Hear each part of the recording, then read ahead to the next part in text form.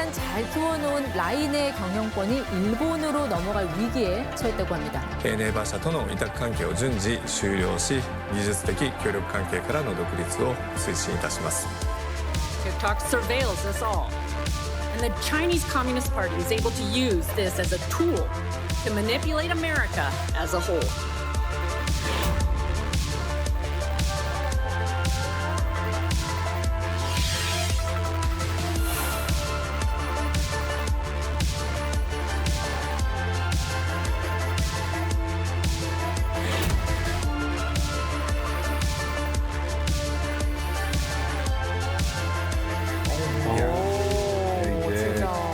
아까 슈카 씨 말대로 원래 남의 일이었다가 이제 우리나라 일이 되면서 약간 이제 그냥 멀리서 이제 방관할 수 없는 입장이 됐어요. 약간. 그 우리 일이라는 게 특히 또 한일 사이의 일이 되니까 민감하죠. 정말 민감하고 좀 예. 약간 특수관계잖아요. 조용히 있어야겠네요, 그렇다 오늘. 보니까 지금 굉장히 좀 이슈가 다양한 분야에서 좀 펼쳐지더라고요. 맞아요. 맞습니다. 우리가 국민 기업이라고 알고 있었던 네이버와 연관된 일이다 보니까 더 큰 주목을 받고 있는 것이 사실입니다.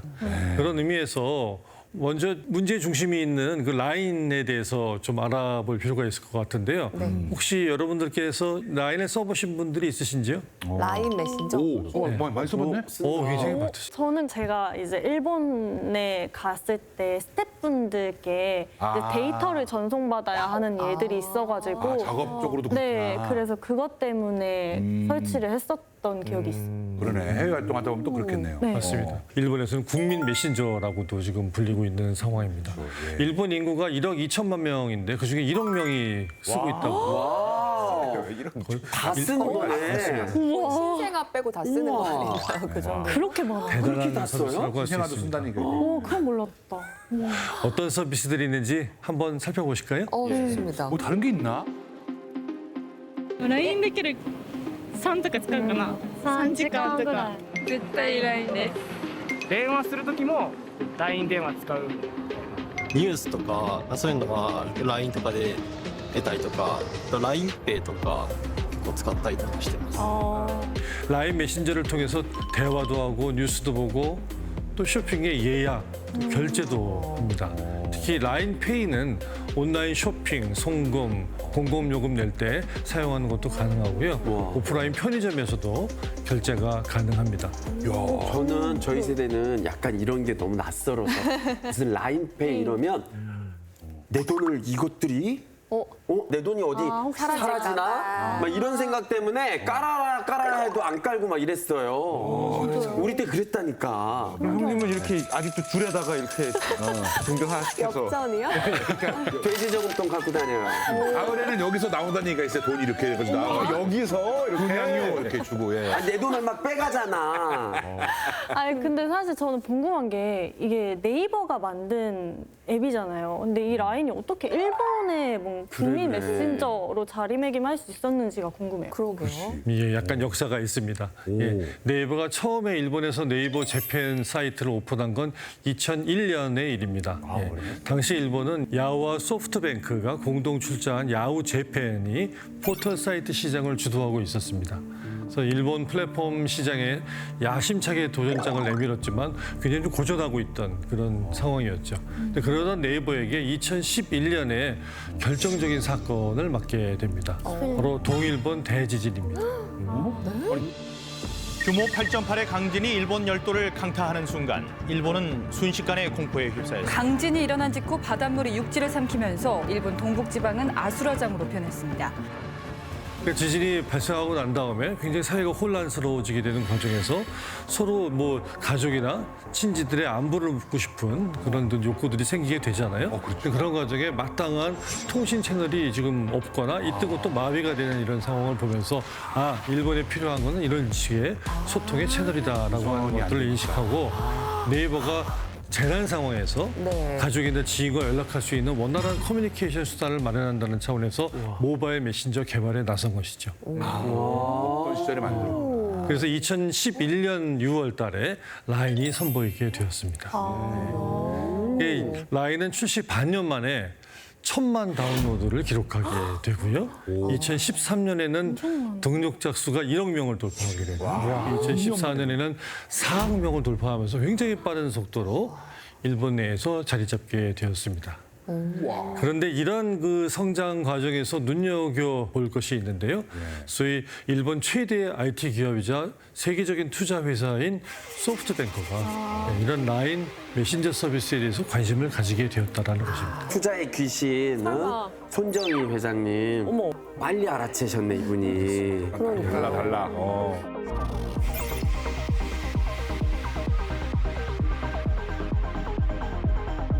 당시 일본 내에서 포털 시장 1위였던 야후재팬과 모바일 메신저의 1위인 이 라인이 통합을 발표하는 데까지 이르게 됩니다.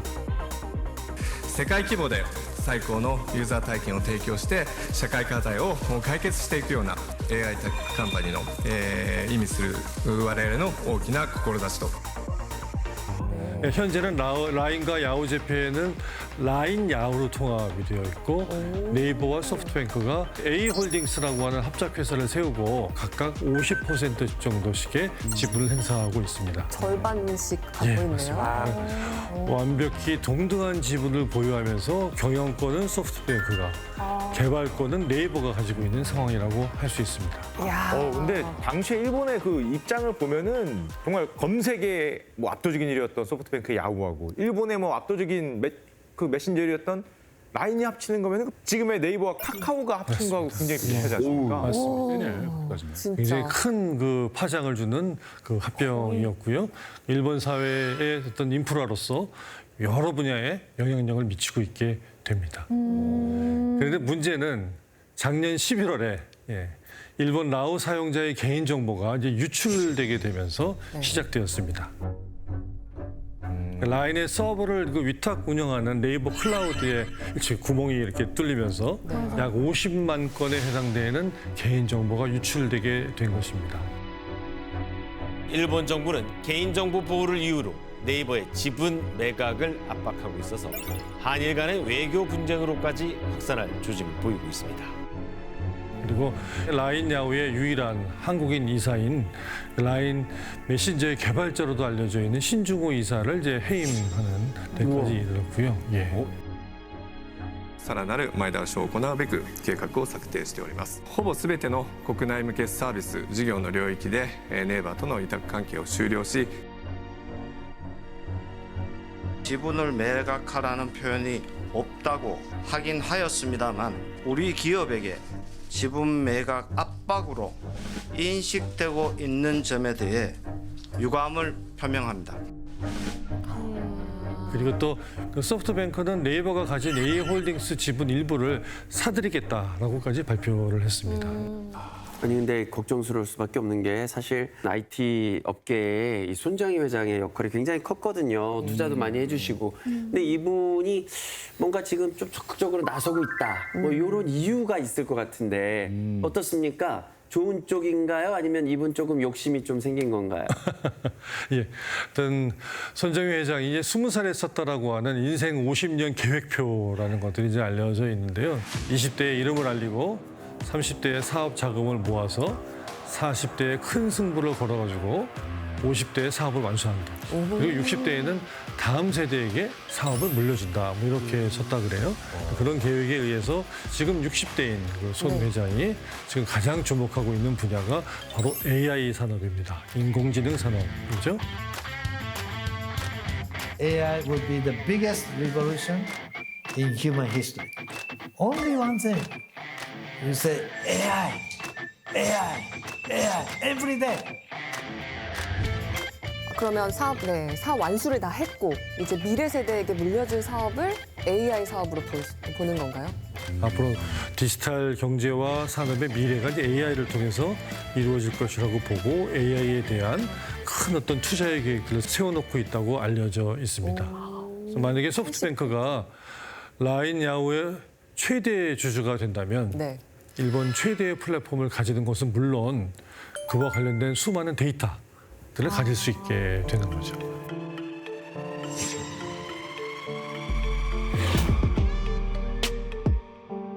ネイバー社との経営からの独立を推進いたします。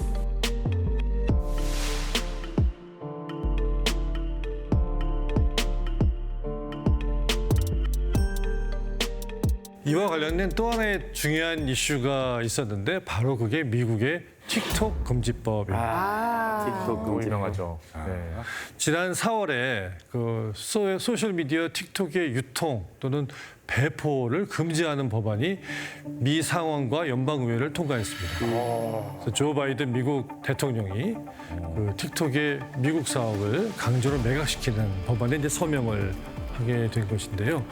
이에 따라서 모 회사인 바이트댄스가 틱톡 사업권을 매각해야 되는 상황. 그렇게 하지 않으면 미국 내에서 앱스토어에서 틱톡을 다운로드 받을 수 없게 하는 그게 조치가 이루어지는. 이게 사실상 틱톡 이용이 불가능해지는 그런 상황이라고 할 수 있습니다. 제가 또 틱톡에 라이브도 해보고 챌린지도 또 해보고 미국 진출의 꿈을 뒤늦게 도전을 많이 해봤거든요.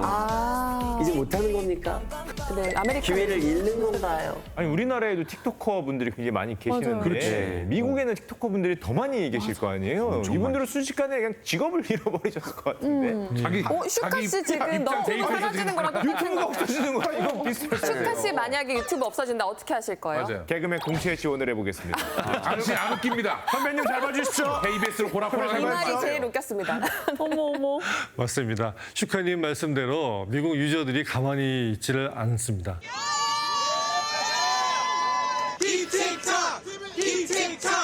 Keep TikTok, 틱톡을 지켜야 한다라는 시위가 미 의회 앞에서 펼쳐지기도 했습니다. 들고 있는 피켓에 뭐라고 써 있는지 우리 민상님께서 한번 읽어봐 주시겠어요? 영어 되시나요? 네, 해석 좀 부탁드리겠습니다. 나는 1억 7천만 틱톡 이용자 중 하나다. 나는 틱톡으로 사업을 이뤘다. 틱톡으로 내 삶이 좋아졌다. 틱톡으로 나의 성공 시대 시작됐다. 예, 맞습니다. 피켓에 써 있는 말 그대로입니다. 틱톡은 전 세계 이용자가 19억 명 정도. 미국 내 이용자도 미국 인구 4억 인구 중에 3분의 1에 해당될 만큼 많은 사람들이 사용하고 있습니다.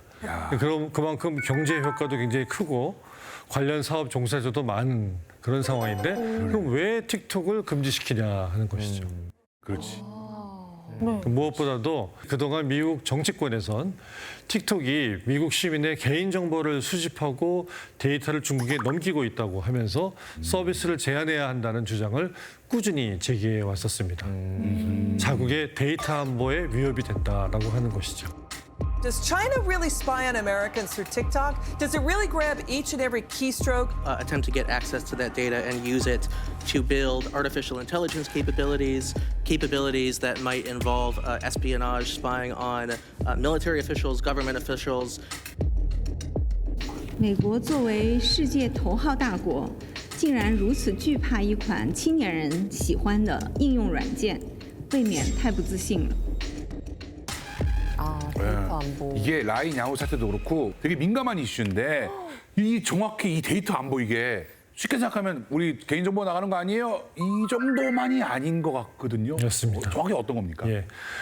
보통 우리가 데이터 안보 이렇게 하면 거기는 데이터가 이제 전통적인 군사 안보와 관련된 데이터를 얘기한다고 생각하기 쉽잖아요. 뭐 예를 들어서 2013년에 중국 해커들이 미국의 최첨단 그 무기인 F-35 전투기와 관련된 설계도를 이제 해킹을 해가지고 가져갔다고 하는 일이 있었습니다. 그 설계도를 가져가서 이제 어떤 중국이 첨단 무기 개발에 이제 속도를 내서 미국을 이제 추격할 것이다라고 하는 우려가 굉장히 컸었던 것이죠. 그런데 최근에 얘기하는 데이터나 정보는 개념이 조금 달라졌습니다. 4차 산업혁명 시대를 맞아서 많은 것들이 이제 디지털화하게 되고 또 많은 데이터들이 발생하게 되는 그런 과정에서 가늠할 수 없을 정도로 많은 정보와 데이터가 생산되고 있는데 그걸 우리가 빅데이터라고 하고 있는 것이죠. 수많은 데이터가 모이면서 어떤 거시적인 차원에선 예전에 안 보이던 일정한 패턴 같은 것들, 발견할 수 없었던 질서 이런 것들이 이제 만들어지게 되는 그런 과정이 발생하는 것이고 이건 이제 학계에서는 조금 어려운 말일 수도 있는데요. emergence, 또는 창발. 창발? 어렵게 생각하실 건 별로 없습니다. 예를 들어 이제 개미가 큰 개미탑을 짓는 이런 것들을 우리가 알고 있잖아요. 네. 그 개미탑이 어떻게 지어졌느냐. 개미들이 무슨 청사진이 있어가지고 그거대로 분업을 해가지고 만들어서 짓는 그런 의도적인 노력은 아니잖아요. 네. 네. 그냥 개미 하나하나는 나뭇가지 하나하나, 진흙더미 하나하나 이거 물고 오고 그런 것들이 또 다른 개미들이 물고 온 나뭇가지와 진흙과 연결되는 복잡한 과정들을 거치게 되면서 그것들이 양이 많아지고 또 그런 과정에서 이제 커다란 개미집 같은 것들이 만들어지게 되는 이런 현상들. 이런 현상들이 자연계에서도 굉장히 지금 많이 지금 발생하게 되는데 이런 과정들을 디지털 세상 쪽으로 가져와서 보았을 때 특히 데이터와 관련된 분야에서 이런 유사한 창발의 현상이라고 하는 것들이 벌어지고 있다라고 하는 것이죠. 그러면 쌤 말씀 듣고서 조금 이거를 활용해서 생각해 보면 군인들이 뭐 아침마다 7시 30분에 제 휴대전화 많이 사용한다.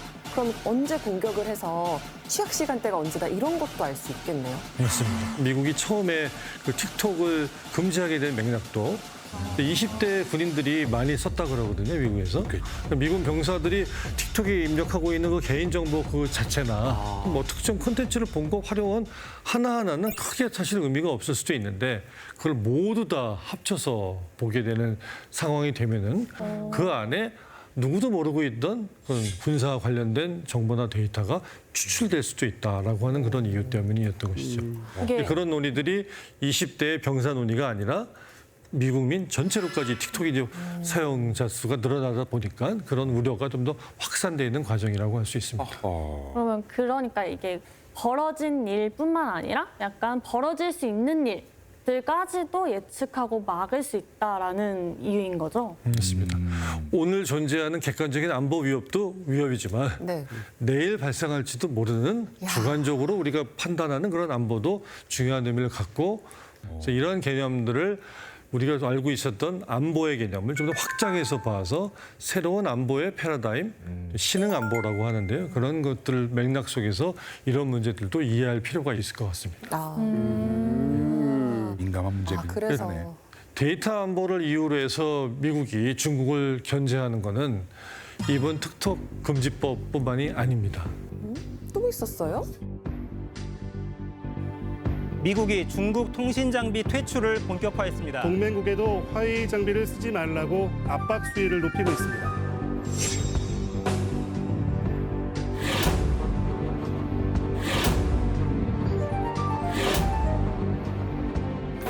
We cannot allow China to have access for their military advancement to our most sophisticated technology.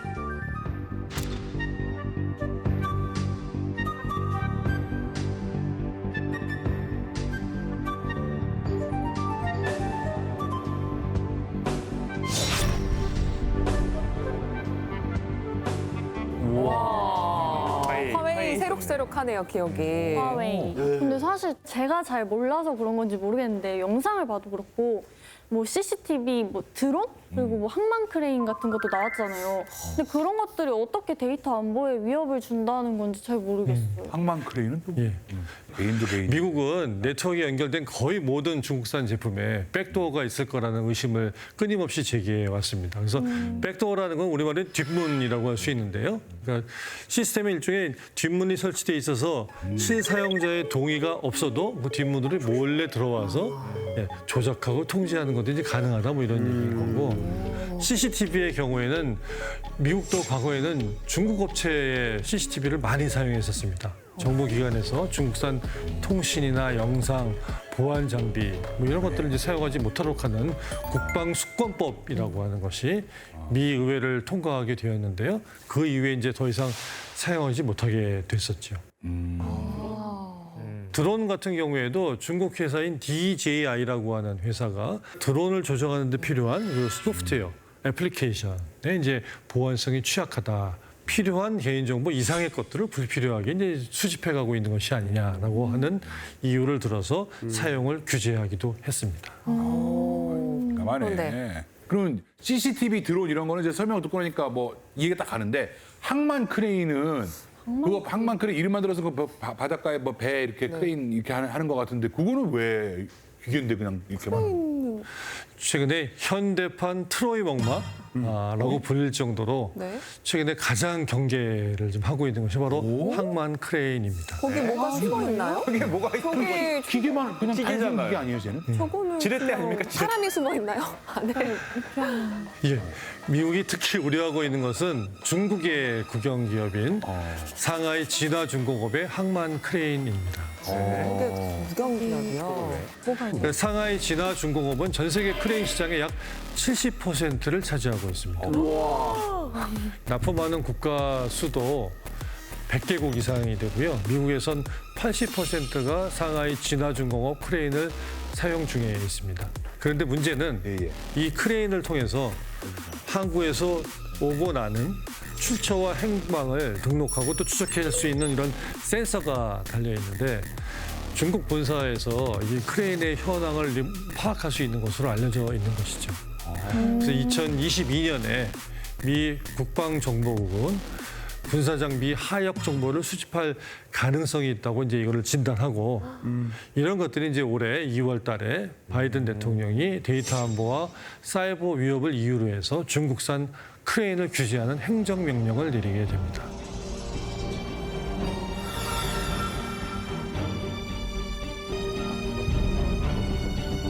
I know there are CEOs of chip companies in this audience who were a little cranky with me when I did that because you're losing revenue. Such is life. Protecting our national security matters more than short-term revenue.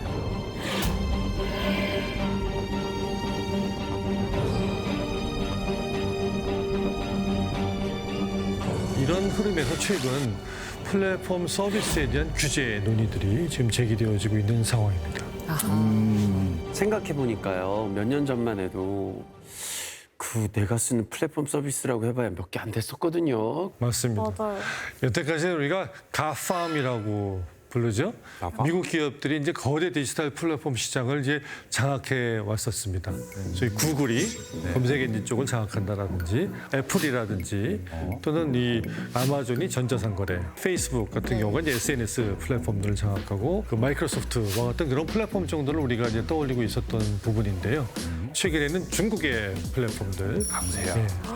BAT로 알려져 있는 중국의 어떤 바이두나 알리바바나 텐센트와 같은 이른바 차이나 플랫폼이 약진하고 있습니다. 진짜 저 쇼핑 때문에 우리나라 라이브 쇼핑이나 무슨 뭐 홈쇼핑 다 지금 고전입니다.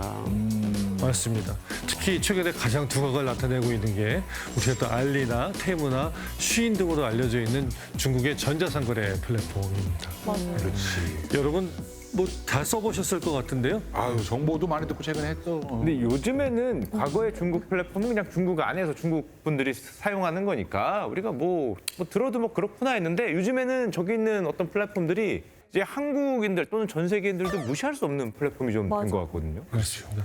이런 중국의 전자상거래 플랫폼이 미국에서 굉장히 큰 성공을 좀 거두고 있거든요. 그러면서 그 소비자들의 개인정보 보호나 또는 사이버 안보 위협을 주요 문제로 제기하면서 차이나 커머스에 대한 규제를 또 강화하고 있는 그런 추세입니다. 왜냐하면 이제 온라인에서는 플랫폼은 어느 특정 국가에 국한되는 게 아니잖아요. 국경을 넘어서 가지고 글로벌한 차원에서 탈지리적으로, 탈영토적으로 활동을 하게 되는 것이고 그러는 과정에서 반도체가 그 미래 산업의 쌀이라고 한다면 데이터는 미래 산업의 원이라고 할 만큼 중요해졌던 것이고 이 때문에 플랫폼을 통해서 국외로 유통되는 데이터에 대한 규제를 강화하면서도 또 다른 한편으로는 자국의 플랫폼을 구축하고 또 키워내기 위한 경쟁 또한 치열하게 벌어지고 있는 상황이라고 할 수 있습니다. 근데요, 쌤, 저희가 얼마 전에 생각학교에서 배우기로는 미래 먹거리로 이제 데이터 산업을 육성을 해야 한다라고 배웠는데 오늘 배우다 보면 데이터 보호도 해야 하고 그러면 이게 두 마리 토끼를 잡아야 하는 건데 쉽지 않아 보이거든요. 이 데이터 산업의 육성과 또 국가 간의 데이터 이동이라고 하는 것들이 각국이 처한 상황이나 경제적인 입지에 따라서 다양한 방식으로 펼쳐지고 있습니다. 하지만 자국 데이터 보호를 강화하는 추세는 앞으로도 계속 지속될 것으로 보이는데요. 이미 상당한 플랫폼 기업을 보호하고 있고 또 데이터 산업이 발달되어 있는 미국은 데이터의 자유로운 이전을 기본으로 하고 있습니다. 그렇지만 이번 틱톡 사태를 봤을 때 미국마저도 데이터를 좀 보호하는 쪽에 경향을 도외시할 수 없다는 것을 좀 보여주고 있는 것이죠. TikTok is a threat to our national security because it is owned by ByteDance, which does the bidding of the Chinese Communist Party. 또 유럽의 경우에는 번듯한 자국의 어떤 플랫폼이라고 하는 것이 없는 상황이기 때문에 개인정보 보호의 수준이 적정하다고 인정한 국가들에만 데이터를 이전해주는 또는 그런 사업자들만이 교류를 할 수 있는 그런 식의 원칙을 정하고 있습니다.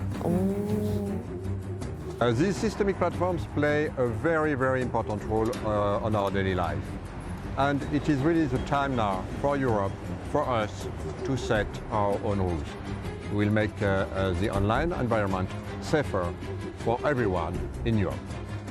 쌤, 유럽도 선진국인데 유럽은 그렇게 왜 번듯한 무슨 그게 없을까? 플랫폼 이런 게. 그게 학계의 미스테리입니다. 아주 큰 연구 주제 중에 하나라고 할 수 있고요. 예, 지금 최근에 나오고 있는 다양한 디지털 경제와 산업 분야에서 유럽이 나름대로 두각을 보이고 있지 못한 그런 상황들이 지금 굉장히 주목을 받고 있는데 뭐 여기에 비해서 중국은 데이터의 국경박 이전이라고 하는 걸 엄격히 규제하고 있습니다. 그러니까 개인정보와 주요 업무 데이터를 반드시 중국 내에 저장하게 되어 있습니다. 이런 이유로 인해서 미국 기업인 애플도 중국 내에 데이터 센터를 설립하고 중국 정부에 고객 데이터 관리 권한을 넘기고 또 사전 검열에 적극 협조하는 걸로 알려져 있습니다. 애플이요? 이야, 그 애플을 사전 검열하다니 이거 대단한 건데. 그렇다면 우리나라도 애플한테 큰 소리 한번 뻥뻥 칠 수 있는 거 아닙니까? 니네도 우리한테 다 관리를 받아라. 그런 세상이 오기를 바라면서 이런 연구를 하고 있습니다. 그런 해외 다국적 빅테크 기업들에 대해서 우리도 큰 소리 칠 수 있는 어떤 데이터 내지는 이런 디지털 경제의 역량 같은 것들을 키우는 것이 필요할 것이고요.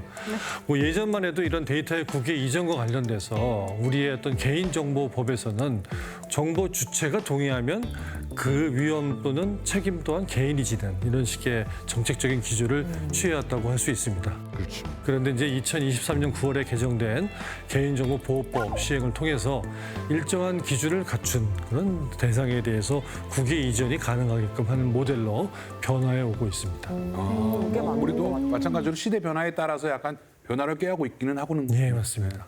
그러니까 데이터 주권을 지키는 일만큼이나 또 중요한 것이 있는데 사실은 데이터를 통해서 산업을 일으키고 또 생태계를 구축해 나가는 그런 일이라고 할 수 있겠습니다. 그런 과정에서 자국 플랫폼을 가지고 있고 고유한 어떤 데이터를 보유하고 있는 것이 특히 AI 시대에 되게 중요한 이슈라고 할 수 있는 것이죠.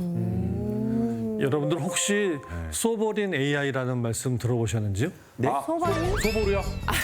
소버린? 아니, 울버린. 울버린, 뭐 소머즈 뭐 이런 건가? 먼저 제가 드린 질문을 이해할 수 있는 자료를 먼저 하나 준비했으니까. 아유, 다행입니다. 말씀하세요. 자, 뭐야 이게? 챗 GPT에게 질문을 해봤네요. 예, 챗 GPT에게 독도는 누구 땅이냐라고 물었습니다. 그랬더니 어떤 답변이 나왔냐? 독도는 일본과 대한민국의 영유권 분쟁 지역이라는 답이 나온 것이죠. 챗 GPT 한 대 맞아야겠네.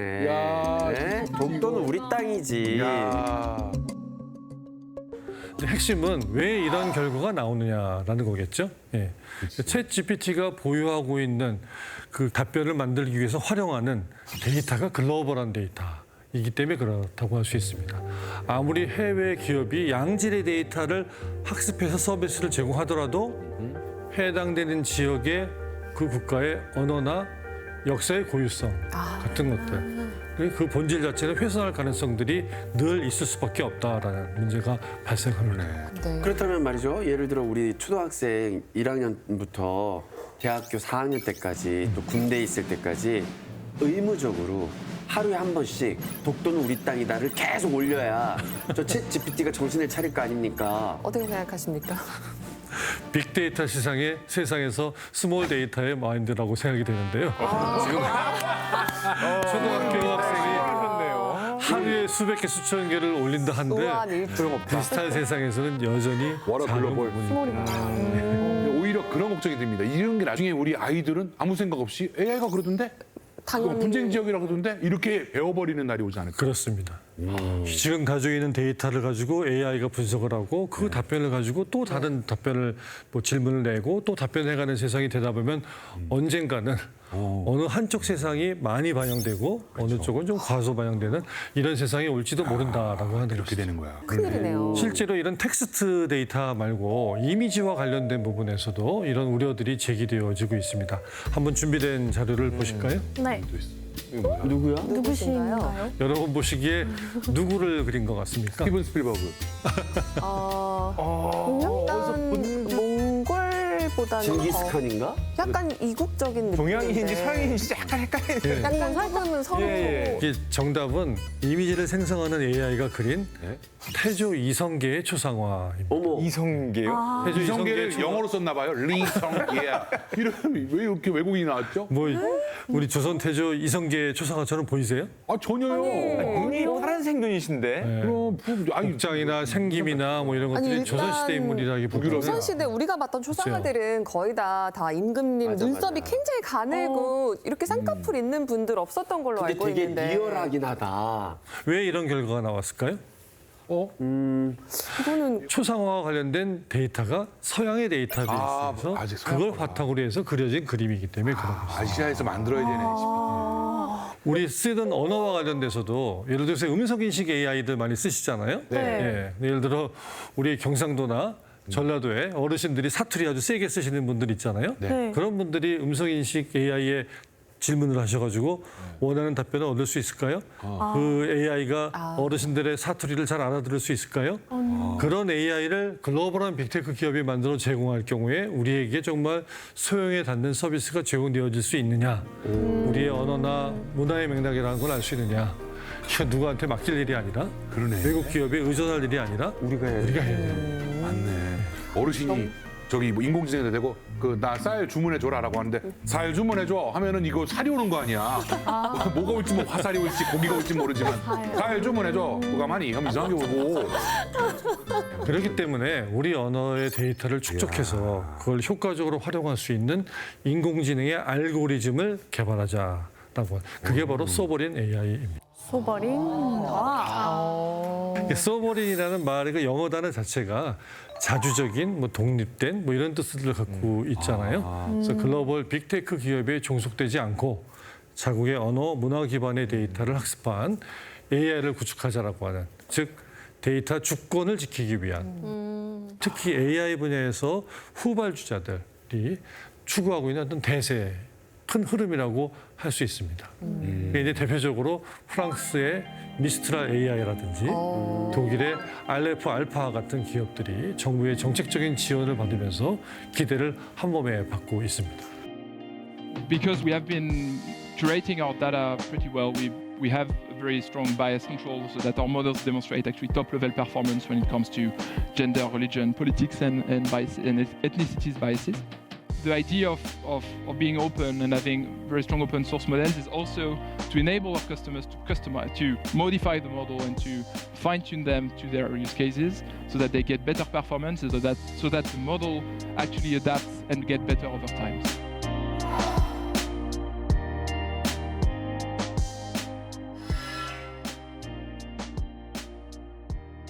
일본이 그러면은 우리 뭐 아까 지금 네이버 뭐 라인이나 이런 데 관심을 갖는 것도 선생님께서 지금 방금 말씀하신 그 소버린 이슈, 소버린 AI 이런 거에 좀 관심을 가지고 있기 때문에 또 더 좀 심각하게 바라보는 거 아닐까요? 예, 물론입니다. 예. 세계 3위의 경제 대국이자 제조업의 선두주자이지만 인터넷이나 모바일 시대에 뒤떨어진 일본이 AI 시대에 다시 미래 주도권을 잡기 위해서 분발하고 있습니다. 이를 위해서 핵심적으로 중요한 것이 플랫폼, 데이터, AI 뭐 이런 부분이라고 할 수 있는데, 그래서 자국의 플랫폼을 구축할 수 있는 하드웨어인 반도체라든지 또는 서버 인프라라든지 클라우드 뭐 이런 분야에서 일본이 상대적으로 부족한 그런 상황이었죠. 그러다 보니까 이런 것들을 네이버와 함께 기술을 개발해서 채워나가는 식으로 여태까지 해왔다고 할 수 있습니다. 이제 그런데 여기에 좀 변수가 발생한 것이 올해 초에 미국의 AI 기업들이 일본에 대규모 투자를 하기 시작했다는 것이죠. 1월 달에 아마존이 일본 AI 그 데이터 센터를 증축하기 위해서 이제 21조 원을 투자한다는 거죠. 아마존 크다. 2월에는 대만의 TSMC라는 반도체 공장이 일본에서 문을 열고 또는 4월에는 마이크로소프트가 4조 원, 오라클이 11조 원의 대규모 투자를 발표하게 됩니다. 아니 그걸 왜 우리나라는 왜 투자를 안 해주는 거예요? 우리나라에다도 투자를 하면 될 것을. 참으세요, 형 화내지 마세요. 아니 근데 화가 나긴 하네요.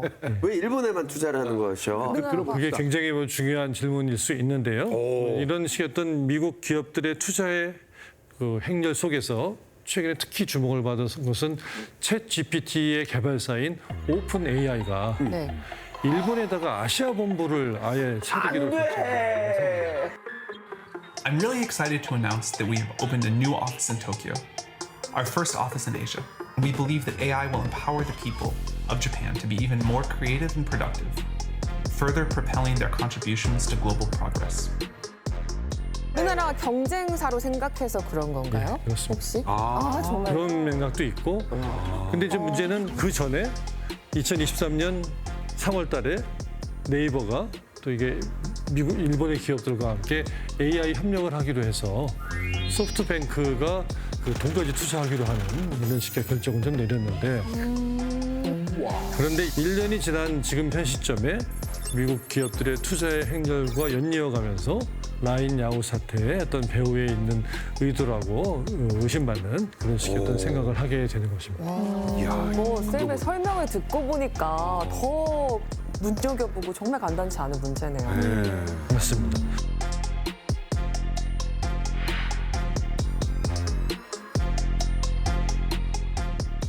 그러니까 전체적인 상황은 일본 기업들이 AI나 데이터 플랫폼 쪽에서 발전을 하기 위한 도약하기 위한 그런 출구를 찾는 과정에 어떤 면에서는 한국보다는 미국의 기업들을 파트너로서 삼고자 하는 전체적인 구조의 변환이라고 하는 것이지 않나라는 생각을 해보게 됩니다. 네.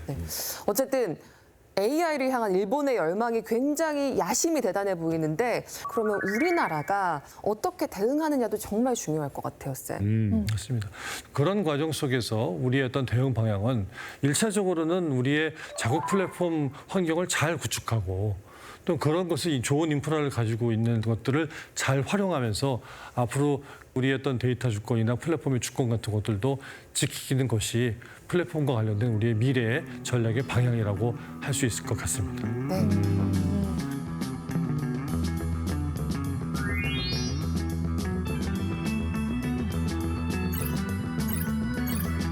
우와.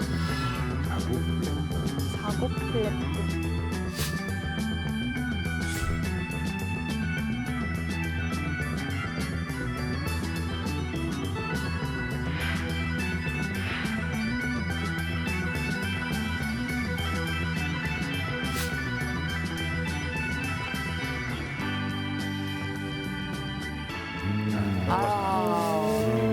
잠깐 보면서도 이런저런 생각이 많이 들었는데 어떻게 보면 이게 우리나라가 약간 우리나라 플랫폼을 좀 갖고 있는 이유 중에 하나가 언어가 좀 진짜 특수해서 한국어. 영어권이나 뭐 중국어 그 한자권보다도 약간 좀 특이해서 그런 것도 있겠구나 생각도 들고 맞습니다.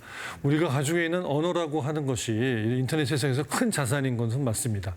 근데 그것이 오히려 바깥에서 들어오는 그 압력에 대해서 우리를 보호하는 것일 수도 있지만 경우에 따라서 우리가 바깥으로 나가는 걸 방해하는 장벽이 될 수도 있어서 이런 언어라는 자원을 활용하더라도 좀 더 닫힌 민족주의의 발상이 아니라 좀 열린 민족주의의 발상으로 문제를 볼 필요는 있을 것 같습니다.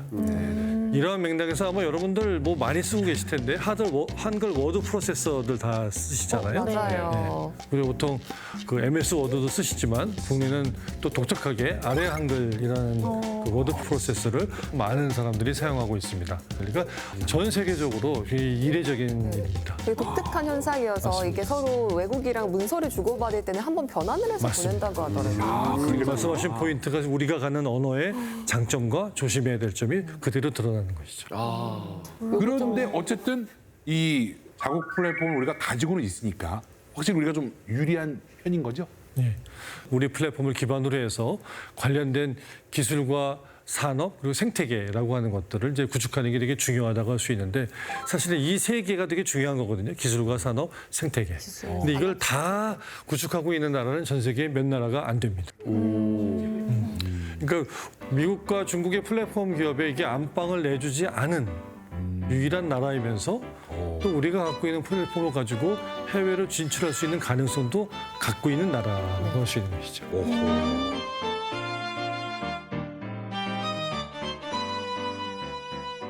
이런 맥락에서 몇 가지 이제 우리가 어떻게 해야 되느냐, 우리의 과제에 대한 것들을 생각해 볼 수 있을 것 같은데요. 첫 번째는 아마도 플랫폼 산업 또는 데이터 주권을 기업만의 문제가 아니라 또 국가적인 어떤 차원의 문제라고 발상하는 법이 되게 중요한 것 같습니다. 또 더 나아가서는 플랫폼 지정학 차원에서 이 문제를 보는 어떤 새로운 인식 같은 것들이 필요한 것 같습니다. 지정학 차원이라면 어떤 말씀인가요? 그러니까 이게 무슨 얘기냐면은 우리가 어떤 면에서는 지금 한반도라고 하는 상황이 또 미국과 중국이 벌이고 있는 글로벌한 차원에서의 패권 경쟁 또는 뭐 미래 전략 경쟁이라고 하는 거에 틈바구니에 있다고 할 수 있는데요.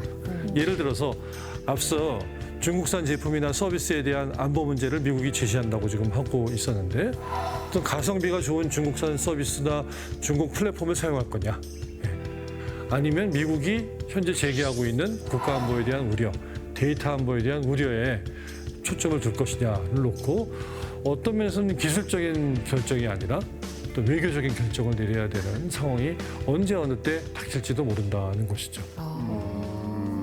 다 연결돼 있구나 결국은.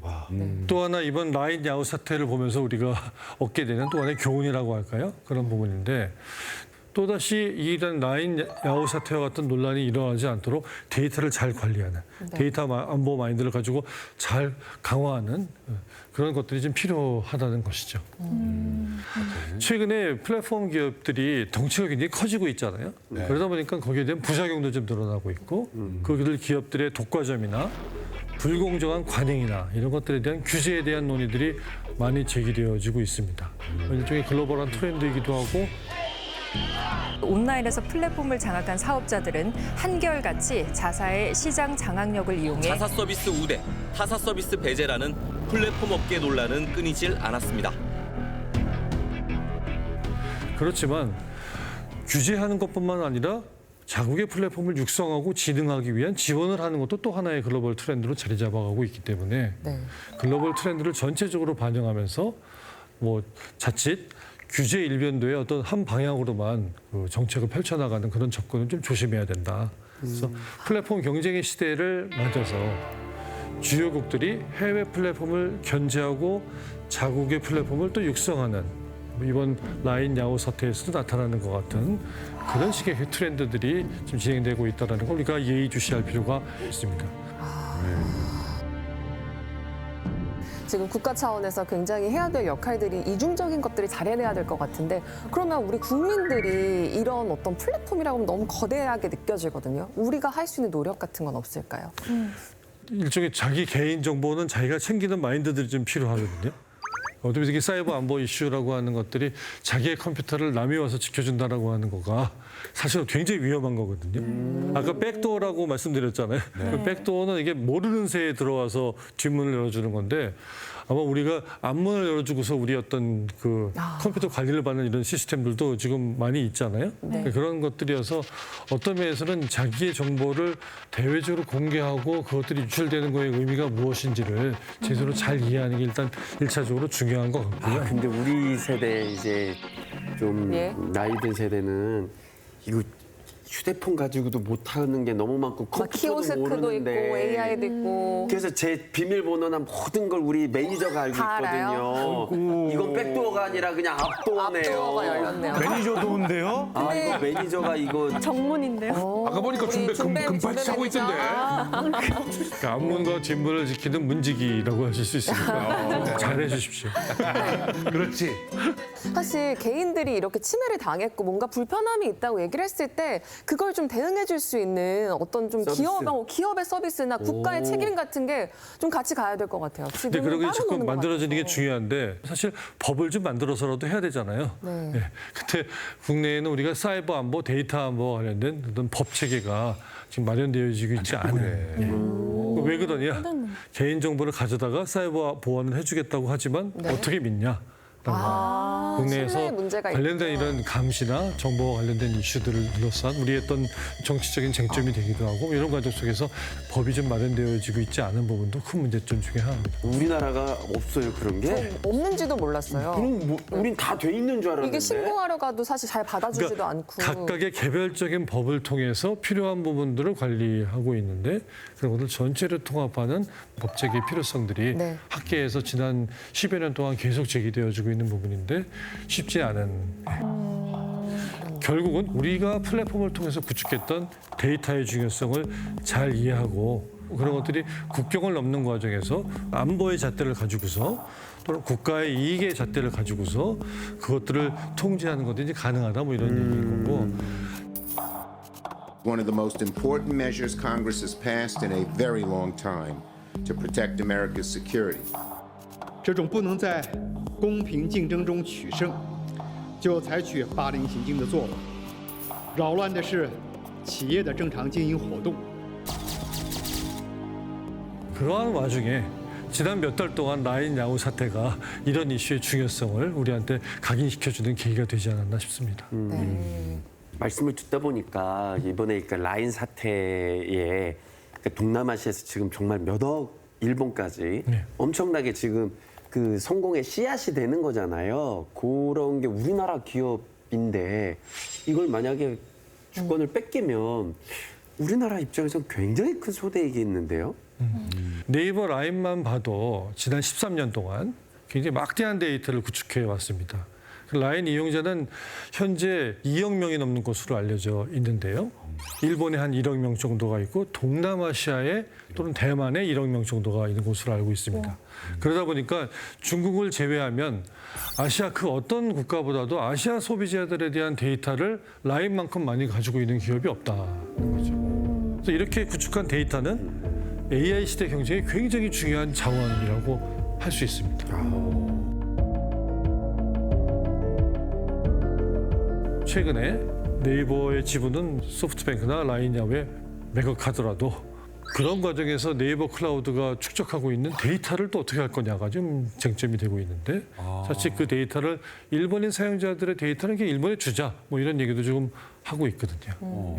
어떤 회사를 팔고 난 다음에 얻는 그런 이익금에 해당되는 얘기와 거기에 관련된 데이터 중에 어느 것이 더 중요한 우리의 미래의 자원이냐, 어느 것을 잃는 것이 더 큰 손실이냐 이런 것들을 생각해 볼 필요가 있을 것 같습니다.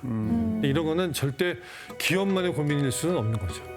기업 차원에서 하는 판단을 넘어서서 국가적인 차원에서 전략적인 고민을 해야 되고 그런 과정에서 우리의 플랫폼의 어떤 고유한 경쟁력 또 거기서 축적되어진 데이터를 활용하려고 하는 전략적인 마인드가 필요한 때라고 생각이 됩니다.